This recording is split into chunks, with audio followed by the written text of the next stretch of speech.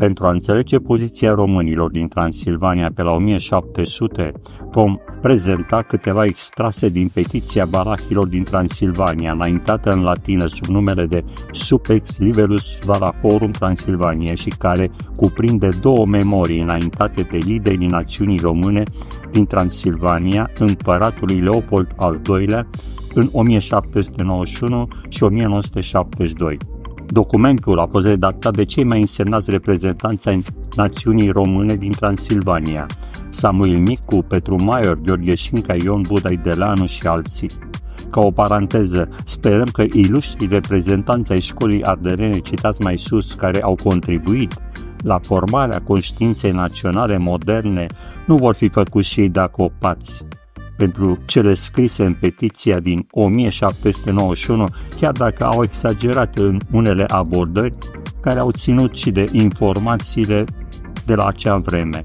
Iată câteva pasaje din această petiție. Națiunea română e cea mai veche dintre toate națiunile din Transilvania, fiindcă ea își are origine în coloniile romane pe care le-a făcut împăratul Traian în Dacia la începutul secolului al II-lea, ducând acolo adeseori un număr foarte mare de ostași veterani în scopul de a asigura provincia. Acest lucru e sigur și dovedit de dovezi istorice cu o neîntreruptă tradiție și cu mare asemănare a limbii, moravurilor și obiceiurilor. Popoare barbare au început a periclita soarta acestei prea bogate provincii a Imperiului Roman. În unele părți s-au așezat stabil pentru un timp barbarii, dar niciodată n-au putut ajunge la atât ca să șteargă de aici numele și stăpânirea romanilor.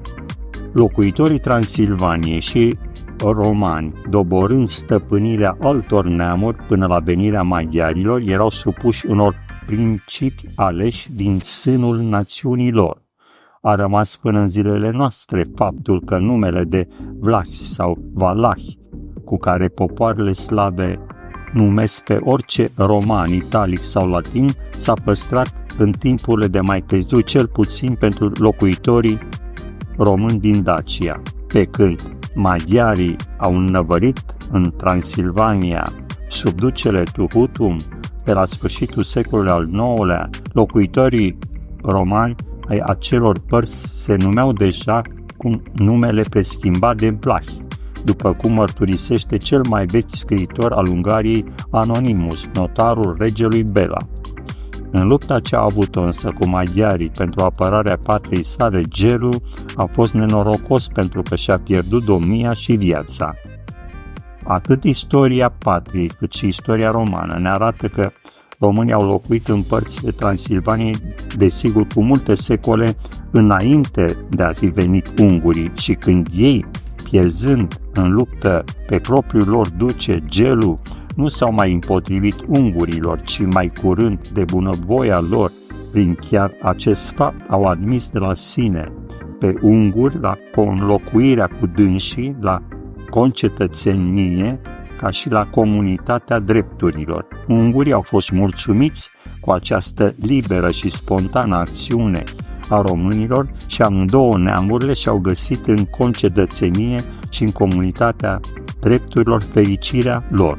Cu toată deosebirea riturilor bisericești, drepturile cetățenești erau comune ambelor națiuni, adică a celei maghiare și celei valahe, încă de pe când s-au coalizat într-o singură societate sub ducele Tuhutum. Nu venetică, ci antică, cu mult mai antică decât toate celelalte, e națiunea română din Transilvania.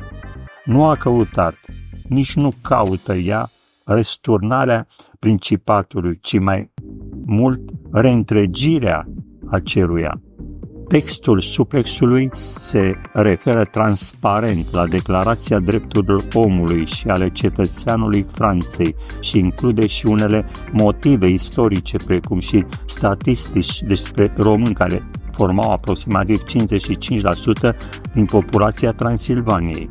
O cercetare mai recentă consideră că argumentarea suplexului se bazează pe ideile dreptului natural și pe tradiția juridică feudală maghiară. În final, petiția a fost respinsă, astfel încât statutul românilor a rămas neschimbat.